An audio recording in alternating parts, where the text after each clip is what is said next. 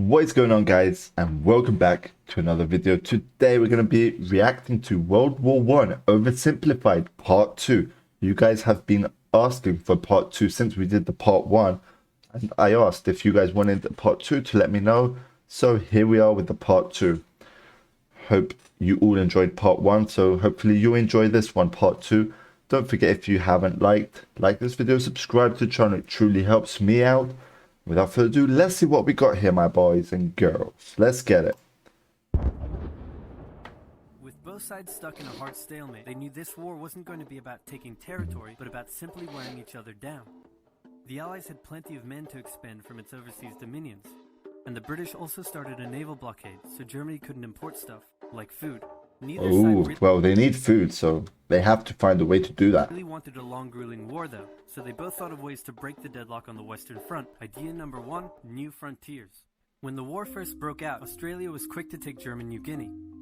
The Allies also quickly jumped on Germany's colonies in Africa, and particularly in German East Africa, locals were enlisted as soldiers and carriers by both sides, leading to a tragic loss of life for the native Africans. Some new combatants entered the war as well. The Allies' new friends were Italy and Japan. Japan was busy building itself an empire, so it was more than happy to take away German islands and colonies in East Asia. Italy actually had an alliance with Germany and Austria-Hungary before the war, but after some tense relations, and then the Allies promising to give them some of Austria-Hungary's stuff, they switched sides. Italy opened up a front in the mountains here, but like everyone else, they were stuck in stalemate for most of the war. The Central Powers' new friend was a struggling empire in the Middle East. The Ottomans were divided on whether to actually join the war or not, since they had been exhausted by the recent Balkan Wars. Some of the politicians who did want to join went off on their own and fired some shells at Russia, and then came back and said, "Whoops, looks like we're at war now." The Ottoman entry into the war was of particular concern to the British, since the Middle East was full of oil, and Britain wanted all of that oil. First, the Ottomans tried to attack Russia in the Caucasus Mountains, but they weren't prepared for the cold, and many of them froze to death. Then they crossed miles of desert to take the Suez Canal from the British, but that failed too. Then the Allies tried to take the Dardanelles at Gallipoli in a long and hard trench warfare campaign, but that also failed. The Ottomans blamed their initial losses on the ethnic Armenians living within Ottoman territory, and the resulting Armenian genocide led to the deaths of 1.5 million people. Then the Germans sent spies into Afghanistan to try to convince the Arab tribes to rise up in jihad against the British and attack India. But that plan failed, partly because the spies got bored, brewed their own alcohol, and got drunk, which is a bad thing to do in Afghanistan. All these new frontiers hadn't done much to change the war. Aware that the Allies had more men and supplies than them, the Germans knew they had to do something to break the stalemate. Before the war, there was a big conference that set out the rules of modern warfare. No chemical weapons, no killing civilians. Basically, don't be jerks. The Germans held a meeting and decided to be jerks.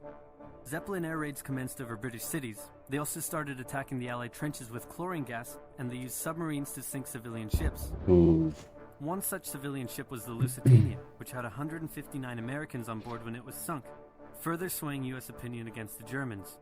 Not to be completely unfair to the Germans, the Allies also engaged in chemical warfare soon after, and they had been hiding anti-submarine weapons on their civilian ships, which let the Germans justify their attacks.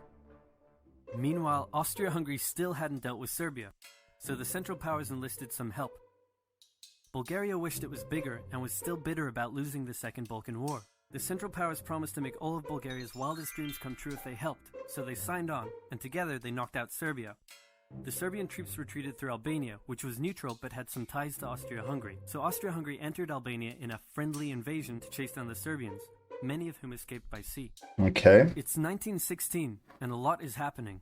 As if they didn't have enough enemies already, Germany added one more to the list. Portugal had been getting a bit chummy with the Allies behind the scenes, and Germany didn't like that one bit. Around the same time, the only sea battle of the war happened. Both sides had a new powerful class of battleships called dreadnoughts, but they were so expensive to build that neither side wanted to risk losing them in a battle. So they kept them in port, except for one time when they had a big fight and a bunch of them got damaged, so they didn't try that again. Yeah. Well, that's obvious, yeah. The UK started conscripting men to the army, so they had plenty of reserves, which is just as well because the Western Front was about to get brutal. The longest and one of the bloodiest battles of the war started when the Germans launched an attack around the French city of Verdun. The French defended it desperately, leading to hundreds of thousands of casualties. Under pressure, the French called on its allies to do something to draw the Germans' attention away, so the British started their own long and brutal fight, the Battle of the Somme, with 60,000 Battle of the British Somme. casualties on just the first day. It was also here that the British first used one crazy brand new piece of sci-fi technology. The Russians had been getting pushed back further and further into their own territory, but in response to the French call for help, they began a huge offensive, and did really well until they ran out of supplies and got stuck.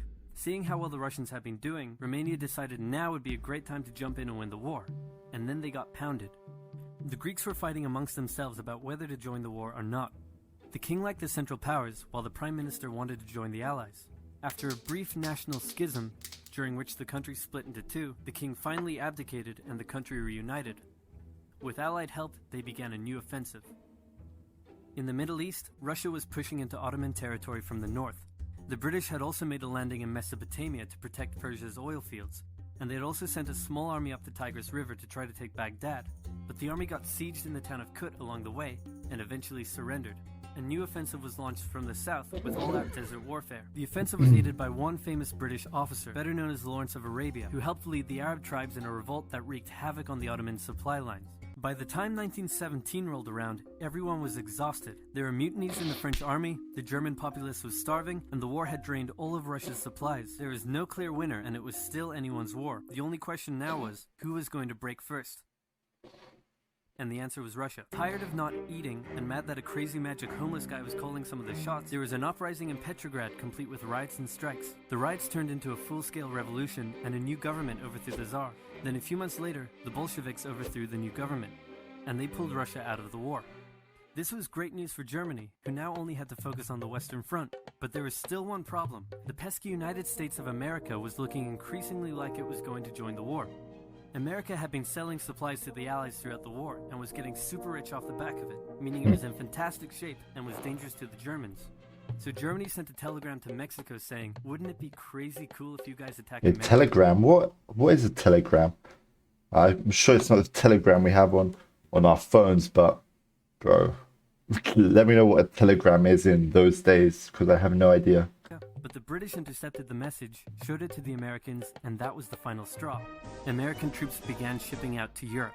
This was terrible news for Germany, and they knew their only hope now was to force France and the UK to surrender before the fresh American troops arrived. It was now or never, so they started one final attack. They converged their troops and hit hard at the Somme and pushed the Allies back. Okay. They hit a second time further north, then again and again. With each hit, the Germans were spending more and more resources, while the Allies were getting better and better at repelling their attacks.